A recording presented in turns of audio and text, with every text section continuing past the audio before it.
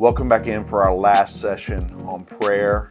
I hope this series has blessed you and helped you think about your prayer life. If you haven't been a part of all the sessions, you can go back in this video series on YouTube and look at all the different sessions we've talked through. But today, we're going to tackle the last one in our prayer diagram, which was supplication. So I think you've picked up on it, ACTS, the ACTS method of prayer. And this book I've been using, Handbook of Prayer, does it a little differently. It actually calls the supplications in here a petition. But man, what is some rich text. And today I've got one I picked out that's spoken to my heart this week. And it says this when it comes to our petitions or our supplications, asking God. The last thing we do after we've adored Him, confessed our sin, thanked Him for our lives, is then we get to the asking part. And look at how this book describes the petitions or the asking, the supplication. Proverbs 23, 4 and 5. May I not wear myself out to get rich. Give me the understanding to cease. May I not set my desire on what flies away. For wealth surely sprouts wings and flies into the heavens like an eagle.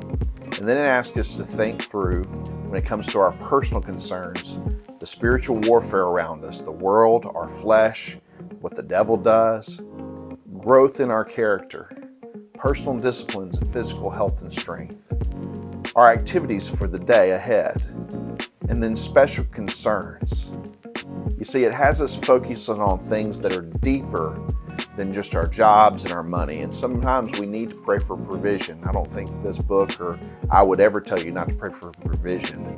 But we all know the difference between provision and a lot of the fun we get to do in our lives. The fun our children get to do in their lives because of the way God provides. And there's a difference there. And so instead, we need to focus our prayers on the deeper things.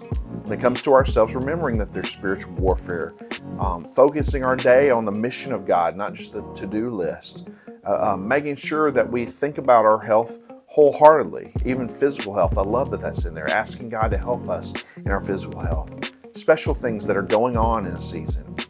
And then the book turns to intercession, and it uses Isaiah 1:17. May I learn to do good, seek justice, remove the oppressor, defend the orphan, and plead for the widow.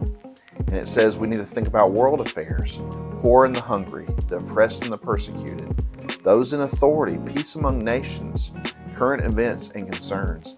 I'd add in here that your personal things going on outside of your family, right? So like this is where you pray for. I pray for people like my dad, my basketball coach that's going through some health challenges.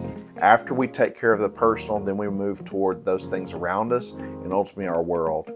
And see, if you start doing this in a more holistic manner, God will make your prayer time so sweet and special. But so many times we approach God so flippantly. We think about something, so we go to Him.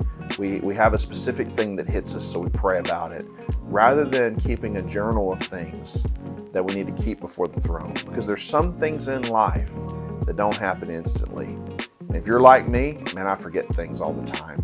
So I have to keep a list of things, both for personal and for those around me and for our world, that I want to see God do. Again, after we have adored Him, confessed our sin, expressed our gratitude, we can ask Him for things. But the things are things that matter, things that actually impact this world and make a difference, things that are truly substantial when it comes to the way God works. So think that way. No concern is minimal for God. No concern is too little. At the same time, we must be working in our hearts to align our prayers with God's prayers. Our prayers are not for the riches of the world, but they are for God to work in mighty ways. So I would just encourage you with that this week. What are you praying for? Who have you prayed for? Are your personal prayers beyond the provision of the day, beyond the immediate needs? Do you pray for things to develop in your life, for your character to develop, for your health to develop, things like that? Do you pray for our world? I mean, right now, both in our country with these elections, but also the wars overseas, the various places in which we support and do mission work, there are a number of things we can pray for in our world and be effective in that. And then, yes, for your friends and family and people around you, your church, your classmates, all that. Man, pray for other people and beseech on their behalf. I always think about the fact that my dad needs me to pray for him because sometimes he's just too weak to pray for himself. I'm sure he does pray for himself, but there's some days where I know his burden is so great that I look to my life as one who carries that burden for him when he can't carry it on his own. So I don't know about you, but I hope that helps you as you think about supplication. And ultimately, I'm praying for each of you as not only parents, but people who work in this world, adults in your life. Man, I'm praying that you'll be prayer warriors, that you'll be people that lift up before our Father things that count and see Him answer your prayers in a mighty way. I know as we do that, He'll change our lives. He'll change the life for our children. He'll change the life for our spouses. He'll change the lives in our workplaces. He'll change the lives in our church. I know we will see Him work. We've just got to be faithful to ask and see Him do some amazing things. I hope that blessed you today, and I pray this series has helped you as you think about prayer.